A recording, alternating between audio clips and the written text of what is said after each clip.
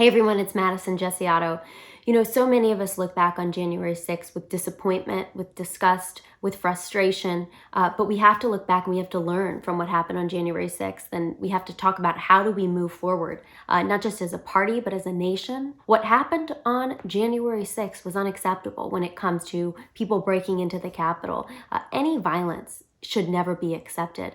I don't care, and I've said this before, whether it's perpetrated by Black Lives Matter, or if it's perpetrated by Antifa or Trump supporters or a random person on the street last Tuesday. It's all the same. Violence is wrong, and it's not how we get our goals accomplished. If you want to have your message heard, no matter what that message is, right or wrong, you do not break the law. As Republicans, we're the party of law and order. We talk so often about respecting our police, about thanking our soldiers, our men and women who have greatly and bravely served our nation. Our nation is so great.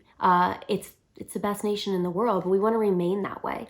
And of course, there's corruption in our nation. There are very serious concerns when it comes to election interference, making sure that we have free and fair elections moving forward. I don't think there should ever be confusion in terms of people thinking that because what happened on January 6th, that there's no election interference or that has anything to do with it. It's a completely and total separate issue. We should move forward with our eyes heavily watching what's going on in elections nationwide.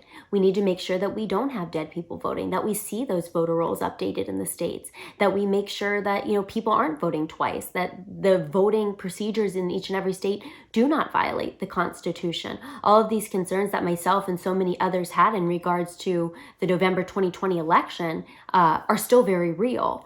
And while I completely condemn what happened on January 6th, my views do not change on how we need to move forward in making sure that election issues are also addressed. Because without free and fair elections, who are we as a nation? What do we have left of our constitutional republic? That is what makes us great compared to many banana republic nations that you don't have any voice, that you don't have that right to vote in many places, especially for women or people of color. There are nations in which Christians, Muslims, people are discriminated against based on their religion when it comes to voting or so much else. So we're lucky to live in the greatest nation in the world, but it doesn't mean that there aren't things we need to address moving forward. And of course, it does not change addressing those things doesn't change the fact that we condemn violence in any and all forms, and that we do not support criminals or people breaking the law. I myself, as a conservative Republican,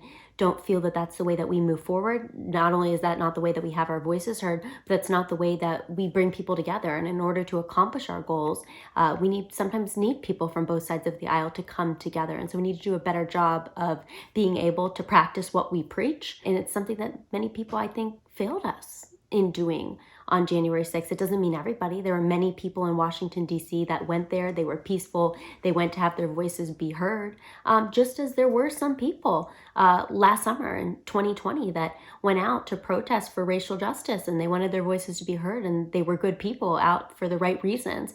But those people weren't the ones that were burning down businesses in the summer of 2020.